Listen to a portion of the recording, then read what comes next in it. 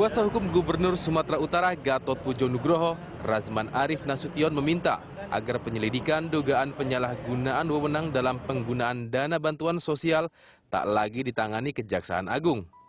Ia ingin agar pengusutan itu dilimpahkan ke Komisi Pemberantasan Korupsi.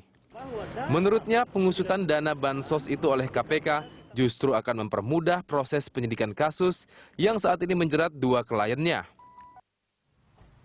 Jaksa Agung H.M. Prasetyo mengatakan Kejaksaan Agung tak bisa melimpahkan penanganan kasus dugaan korupsi dana bantuan sosial di pemerintah Provinsi Sumatera Utara ke Komisi Pemberantasan Korupsi karena kasus itu berbeda dengan kasus dugaan suap yang ditangani KPK yang menjerat Gubernur Sumatera Utara Gatot Pujo Nugroho sebagai tersangka.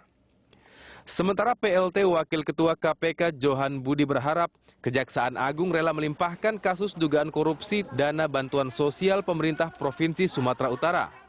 Ia menilai penanganan kasus yang diduga melibatkan banyak pejabat eksekutif dan legislatif Sumatera Utara itu akan lebih efisien jika ditangani KPK. Lalu, siapakah yang akan memeriksa Gatot? Apakah KPK dan Kejaksaan Agung tidak saling bertabrakan dalam penanganan satu perkara? Apakah seorang tersangka dapat meminta kasusnya diperiksa oleh Kejaksaan Agung atau KPK? Pemirsa, siapakah yang akan memeriksa tersangka kasus dugaan korupsi bansos yang menjerat Gubernur Sumatera Utara nonaktif Gatot Pujo Nugroho? Untuk membahasnya, kami telah tersambung melalui telepon dengan Kepala Pusat Penerangan dan Hukum Kejaksaan Agung, ada Bapak Tony Spontana. Selamat pagi, Pak Tony. Selamat pagi, Rara. Ya.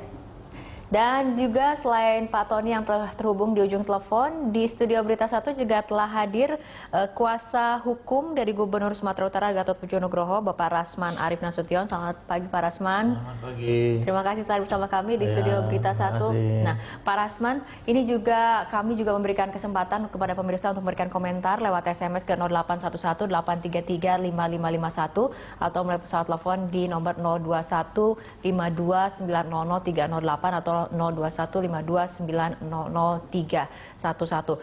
Pak Razman, ini kan kemudian saat ini sedang menjadi sorotan karena ini Gubernur Sumatera Utara Gatot Pujo Nugroho melalui pernyataan Anda mengatakan ingin meminta agar penyelidikan dugaan penyalahgunaan dari dana bansos ini dilimpahkan dari Kejagung ke KPK. Apa sebetulnya yang menjadi pertimbangan permintaan tersebut? Begini, KPK itu dan atau institusi penegak hukum yang lain, dia harus mengedepankan azas akuntabilitas, kemudian transparansi, kepastian hukum. Oke, ini koridornya law is justice declare. Oke, nah, jadi kita harus melihat pendekatan hukum itu harus dipahami dari 4 sektor: filosofis, historis, sosiologis, dan yuridis. Okay. Nah, ada 3 di situ sebelum aspek yuridis dikedepankan. Sebelum dimulai aspek yuridis, ada 3 yang harus dipikirkan. Nah, saya melihat bahwa berkali-kali saya jelaskan di media bahwa untuk konteks pemeriksaan, penyidikan, bahkan sampai dengan proses penuntutan di peradilan, sebaiknya itu ditangani oleh KPK. Kenapa? Merujuk kepada 2. Pertama, aspek sosiologis, yang kedua dari segi aspek apa yang kita sebut dengan yuridis. Apa aspek sosiologisnya? Aspek sosiologisnya dalam surat Ibu Evi Susanti dan Bapak Gatot Pujo Nugroho yang ditujukan kepada Bapak O.C. Kaligis dan sudah disampaikan kepada penyidik dan sudah saya serahkan kepada pimpinan KPK. Di situ ada substansi. Surat itu ada 2 substansi yang tidak bisa dilepaskan. Pertama, ada substansi yang terkait dengan politis. Anda menilai jika ini kemudian... Tunggu. Ada aspek politisnya, di mana ada pertemuan antara Pak Gatot Pujo Nugroho yang notabene Gubernur Sumatera Utara dari partai PKS, ya, maaf ya, ini masih kita, tapi namanya ini kan sosiologis ya. Kemudian ada di situ Pak O.C. Kaligis yang ketua Mahkamah Partai Nasdem, bertemunya di kantor Partai Nasdem, Di situ ada Pak Surya Paloh, ada Ibu Evi Susanti. Yang dibahas apa? Untuk mengharmonisasi dua pejabat negara ini. Tapi pada berikutnya ada masalah terus-menerus, masalah bansos. Yang bansos ini sendiri pun pelapornya ikut saya ke KPK. Kenapa saya melaporkan ke KPK dengan Saudara Hamdani yang ribut di media dulu? Nah, saya ini kan tidak milik siapa-siapa, saya milik bangsa Indonesia. Tapi Anda menilai jika kemudian saya sampaikan kasus ini itu ke KPK. Kenapa? Karena Kejati lambat menangani itu. Nah, sekarang diambil oleh Kejagung. Kemarin ditangani oleh Kejati, kemudian Kejagung nangani. Satu peristiwa hukum kok jadi dua pokok perkara atau sebaliknya. Tapi apakah kemudian tersangka memiliki hak untuk kemudian meminta pelimpahan perkara dari Kejagung ke KPK seperti itu? Saya sampaikan dalam Undang-Undang Kehakiman jelas diatur di situ. Seseorang yang menjadi saksi, tersangka, terdakwa, terpidana wajib disetarakan dengan masyarakat biasa yang tidak bersalah sebelum memiliki hukum tetap atau belum inkrah. Ya, kita langsung ke Pak Tony. Pak Tony, silakan dengan tanggapannya. Ya, saya sapa dulu itu Bang Rasman. Apa kabar, Bang? Ya. Apa kabar? Siap, Bang? Halo? Halo. Iya, Pak Tony mungkin suaranya bisa agak lebih keras sedikit. Nah, saya sapa dulu Abang Rasman. Oh iya, iya. Bang. Ya. Ya, silakan. Gimana Pak Tony? Baik, alhamdulillah sehat. Ya. Jadi konteksnya kan kita bicara mengenai permintaan dari pihak kuasa hukum tersangka di KPK ya, Gubernur Sumut, supaya kasus bansos itu ditangani oleh KPK juga. Kan begitu Mbak Rara tadi pertanyaannya. Halo? Ya. Ya, silakan Pak. Ya. Bisa didengar ya Mbak Rara? Bisa, Ya, silakan bisa. Pak. Ya. Nah, sekarang kita kembalikan ke posisi bahwa kasus bansos itu sejak 2013 sudah diselidiki oleh Kejaksaan. Dalam hal ini Kejaksaan Tinggi Sumatera Utara.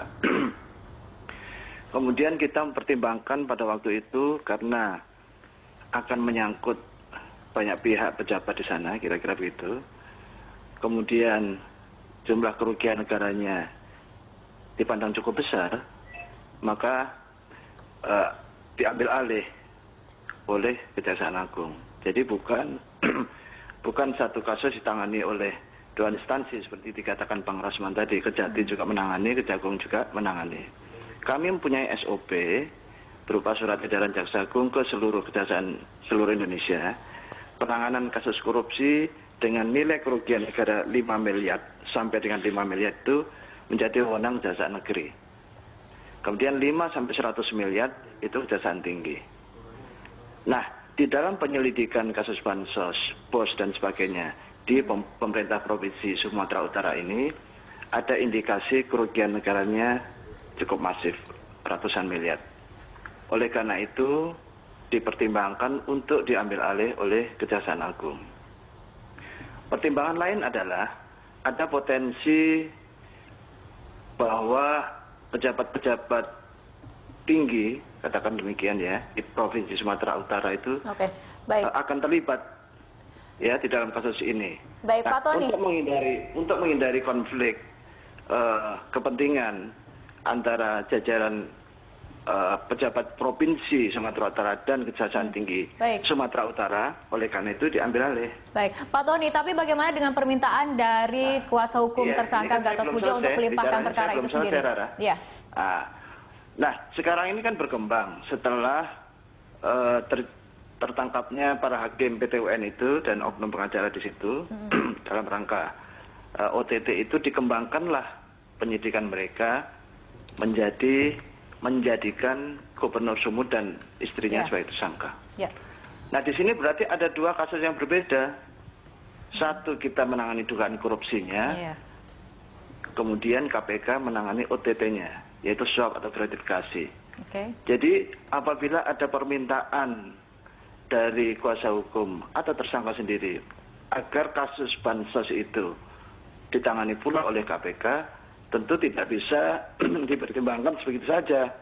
Permintaan boleh aja, tapi apakah nanti akan dikabulkan atau tidak, itu persoalan lain. Tapi dan beberapa kali kesempatan kita sudah menyampaikan bahwa penanganan kasus bansos itu tetap akan dilakukan oleh kejaksaan. Jadi sejauh ini sikap dari Kejagung adalah pelimpahan ataupun perkara dana bansos tetap berada ataupun ditangani oleh Kejaksaan Agung seperti itu Pak Tony? Iya, sudah berjalan sampai hari ini. Karena kemudian ini merupakan dua perkara berbeda menurut Kejagung. Dan komunikasi dengan KPK Oke. hanya untuk sementara ini menyusun jadwal pemeriksaan. Baik. Karena ada saksi-saksi yang sama mungkin yang akan diminta keterangan dalam hal ini sehingga tidak terjadi tumpang tindih atau akan menyulitkan saksi tersebut untuk hadir di depan penyidik. Oke, baik. Gitu, Rara. Kita ke Pak Rasman. Pak Rasman, menurut Kejagung sendiri ini dua perkara sebetulnya berbeda antara KPK mengenai OTT suap dengan kemudian Kejagung yang menangani penyalahgunaan wewenang penggunaan dana bansos itu sendiri. Begini, Pak Tony. Halo, Pak Tony. Iya, silakan Ya, Pak Rasman. saya dengar. Begini, kemarin waktu saya, maaf ini sedikit saja. Sebenarnya saya pun menyesalkan pernah ketika saya dulu diproses oleh Kejaksaan Agung tentang kasus saya, kemudian Pak Tony pernah ngomong di media bahwa tidak kenal saya, padahal kita sudah pernah bertegur sapa di telepon, Pak. Jadi saya kalau bicara begini ini kurang-kurang yakin saya. Jadi saya begini, saya mau sampaikan begini, bahwa dalam proses pemeriksaan saja, ya, terhadap Pak Tengku Heri Nuradi kemarin, itu Pak Tony tampil di sampai sebelah mereka. Saya ditelepon oleh Pak Khairul Manarahap, mantan Kepala Kejaksaan Tinggi Sumatera Utara, mantan sekretaris jam di Kejaksaan Agung. Beliau mengatakan kepada saya, sebaiknya penyidikan atau pemeriksaan dilakukan oleh kejaksaan itu seharusnya orang-orang yang dianggap terkait erat dan memperkuat dugaan korupsi itu. Ini yang diperiksa di situ sebagai terperiksa adalah Tengku Heri. Kok Pak Tony dinamping beliau? Didampingi dalam artian apa? Sangat sopan, saya mempersilahkan begitu. Apaan ini? Anda mengindikasikan Mengindikasikan bahwa ada kepentingan konflik of interest di situ. Dan kalau Pak Tony mengatakan tadi bahwa di Sumatera Utara ada dugaan konflik of interest, ini berbahaya. Berarti diduga ada masalah di dalam. Kalau begitu aspek sosiologis, nah saya tanya Jaksa Agung itu siapa? Kader Partai Nasdem kan? Apa tidak boleh berkonflik of interest? Saya mengatakan bahwa ada pertemuan di Partai Nasdem yang ada di situ Pak Surya Paloh. Apa itu bukan konflik of interest? Serahkan saja. Kalau hanya 200 juta yang mau diusut oleh KPK, buat apa? KPK kan harus mengusut yang 1 miliar. Baik. Jangan begitu. Ini bahasa Pak Tony ini bisa menyesatkan. Jadi, ini. Saya nggak main-main gitu. Baik, Pak Tony, ada kekhawatiran adanya konflik of interest dalam kemudian penanganan perkara ini, tanggapannya? Ya, karena kan yang berpotensi jadi tersangka, katakanlah demikian, itu kan pejabat Pemprov Sumut. Kejaksaan tinggi di daerah, di semua provinsi itu tergabung dalam forum komunikasi pejabat daerah, ya, Forminda atau apa itu singkatannya. Di situ ada gubernur, kemudian Kapolda, Kajati, Pangdam dan sebagainya. Nah ini sehingga hubungan pribadi antara mereka itu tidak sekedar hubungan kedinasan, tetapi juga sudah hubungan emosional. Lah, ini kan dikhawatirkan adanya keengganan, sungkan dan sebagainya. Nah, sekarang saya tanya, Pak Tony, bergaul, Pak Tony, takutnya nanti dia enggan. Pak Tony, saya potong dulu Pak Tony. Oleh karena Pak itu Tony, Kejaksaan Agung saya mau tanya, tolong menyampaikan kepada publik. Sekarang gini, Pak Tony, kasus Dahlan Iskan itu gardu listrik triliun. Kenapa ditangani Kejaksaan Tinggi DKI? Kejaksaan Tinggi DKI, Kejaksaan Tinggi Sumatera Utara itu diputuskan untuk diambil alih oleh Kejaksaan Agung. Enggak, sekarang saya mau tanya. Kedua, saya sampaikan apa yang disampaikan Pak Rasman itu. Tidak ada yang salah kalau saya mendampingi seseorang baik tersangka maupun saksi pada waktu memberikan keterangan sama media. Memang tidak salah Pak, tapi etikanya kurang tepat. Jadi saya harus memastikan bahwa apa yang disampaikan itu benar di dalam media. Jangan sampai menimbulkan opini. Tapi bagaimana dengan pertanyaan waktu Udar Pristono diperiksa, Bapak nggak datang kok. Wakil Gubernur Sumut pada waktu memberikan konferensi pers di depan media itu dalam saat breaks.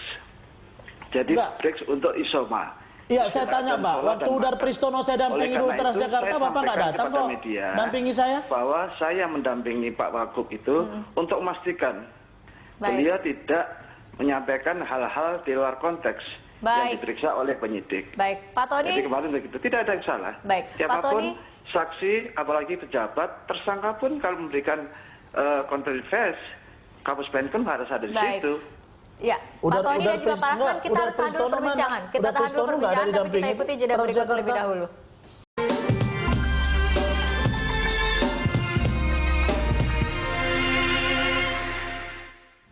Pemirsa, dialog kembali kami lanjutkan. Kembali kita akan sapa Pak Tony Spontana yang ada di ujung telepon. Pak Tony, ini mengenai penanganan perkara kasus dana bansos ini. Bagaimana tadi dengan pernyataan bahwa mungkin ada dugaan erat kaitannya antara kemudian Wakil Gubernur Sumatera Utara dengan Jaksa Agung, artinya ada sedikit unsur politis dalam penanganan perkara ini. Kekhawatiran seperti itu. Tanggapan Anda? Sebelum ke Pak Tony, saya dulu. Saya tidak ingin membawa persoalan ini keluar dari konteks penegakan hukum. Ya toh? Oleh karena itu, kenapa waktu itu kasus ini diambil alih oleh Kejagung? Seperti saya sampaikan tadi, untuk menghindari konflik of interest itu jangan dipandang negatif. Bahkan ada kejaksaan negeri atau kejaksaan negeri lain di daerah itu yang menyerahkan kasus itu. Saya mau bicara sama beliau lah. Karena justru Pak Tony, terjadi kesungkanan dan sebagainya yang dilakukan oleh Kejaksaan Negeri dalam melakukan proses penegakan hukum di daerah.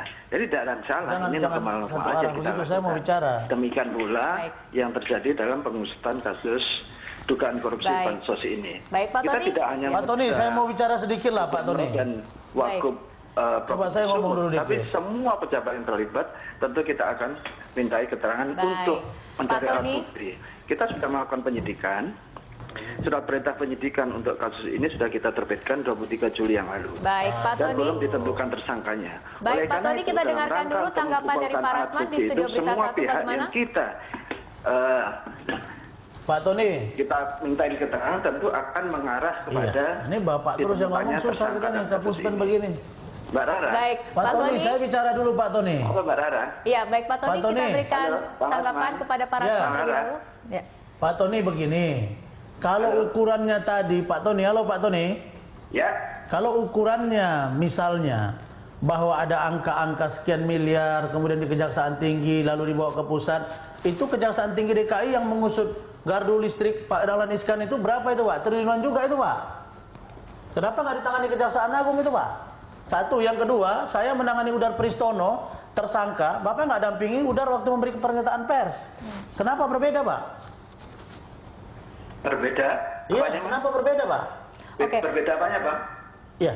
Itu gardu listrik yang Pak Dahlan Iskan itu angkanya berapa Pak? Artinya Kan triliunan juga Pak. Kasus Gatot ini artinya menurut Anda ada perilaku yang berbeda? Iya, ada perilaku yang berbeda. Oke, baik. Kalau Bapak katakan tersangka pun Bapak dampingi, kalau itu sebagai pejabat, ya Udar Pristono Transjakarta triliun juga, dia memberi keterangan pers, ada saya, Bapak nggak pernah ada Pak. Baik, Pak Tony, intinya ada perilaku perbedaan antara perkara-perkara lain dan perkara kasus Gatot, tanggapannya? Kapus Penkum itu di Kejaksaan Agung cuma satu. Iya, Bapak jadi tidak pernah mendampingi. Kalau tidak ada Kapus Penkum di situ, tidak ada pejabat dari Puspenkum yang mendampingi. Kita semua harus pastikan. Bapak tadi mengatakan kan mendampingi seseorang di situ termasuk Tengku Heri, saya kritik. Terus Bapak bilang tersangka pun Bapak dampingi. Udar Pristono klien saya dulu nggak pernah Bapak dampingi Pak. Tidak harus Kapus Penkum, jadi siapapun bisa. Iya, tapi Bapak bilang Bapak dampingi kalau begitu. Nah, perlakuan yang berbeda itu kenapa harus Bapak dampingi Tengku Heri kalau hanya untuk senyum-senyum simpul di situ, Pak? Semua harus kita pastikan bahwa apa yang disampaikan sama media itu dalam konteks. Karena kalau terjadi pernyataan atau statement di luar konteks tentu harus diluruskan. Nah, Udar Pristono Bapak nggak dampingi itu? Kita tahan dulu. Saya hanya sampaikan begini ya, bahwa bisa jadi nanti klien saya juga tidak mau diperiksa oleh Kejaksaan Agung. Lihat tuh Pak OJK sekarang, jangan dikira bisa suka-suka hukum di negara ini, nggak ada. Baik, saya pun juga melakukan pengujian pasal 191 KUHP ini terhadap Kejaksaan Agung yang mengeksekusi saya. Kita lihat kita aja ke Pak Tony. Pak Tony, untuk Kejaksaan Agung sendiri sejauh mana kemudian perkembangan dari penyidikan kasus dana bansos? Apakah kemudian akan ditetapkan tersangka karena ini kan sudah disidik dari tahun 2013 seperti itu? Ya, Rara begini. Ya. Kalau penyidikannya baru dikeluarkan surat perintahnya 23 Juli tahun ini. Jadi belum berusia 1 bulan, jadi prosesnya akan berjalan. Nah tentu di dalam proses ini, semua pihak yang terkait dengan permasalahan ini, tentu akan kita minta keterangan. Dan beberapa pejabat pemerintah Provinsi Sumatera Utara kita sudah ambil keterangannya. Apakah kemudian nanti dari Kejagung juga akan meminta keterangan dari Gatot Pujo Nugroho, seperti itu? Tentu, tentu. Tapi belum tentu boleh Ini bersedia. kita sudah jadwalkan untuk Belum tentu boleh bersedia. Ya. saksi para penerima dana bansos itu. Oh iya, tapi Baik, belum tentu kita bersedia. Pak Rasman. Baik, Pak Tony, Kita sudah kemudian mulai data siapa yang menerima, jumlahnya berapa. Baik. Kita mesti ambil keterangannya sebagai saksi. baik, bagaimana nanti sinergitas ataupun koordinasinya dengan KPK? Karena ini kan dua perkara yang memang mungkin tidak sama tapi beririsan seperti itu, Pak Tony. Ya nggak masalah, komunikasi dan koordinasi Oh masalah lah, bagaimana tidak kita sudah masalah? lakukan sejak awal. Tidaklah. Sejak awal, bahkan sebelum dilakukan OTT itu. Baik, baik Pak Tony Spontana, terima kasih telah bergabung sama kami Tapi dalam Pak Jurnal Pagi. Selamat pagi. Selamat pagi, Pak Rasman. Ya, selamat pagi. Iya. Saya hanya berharap penegak hukum fair dalam penegakan ini. Baik Pak Rasman, kita masih punya satu segmen lagi, kita akan berbincang. Pemirsa tetaplah bersama kami. Dialog Pagi akan segera kembali sesaat lagi.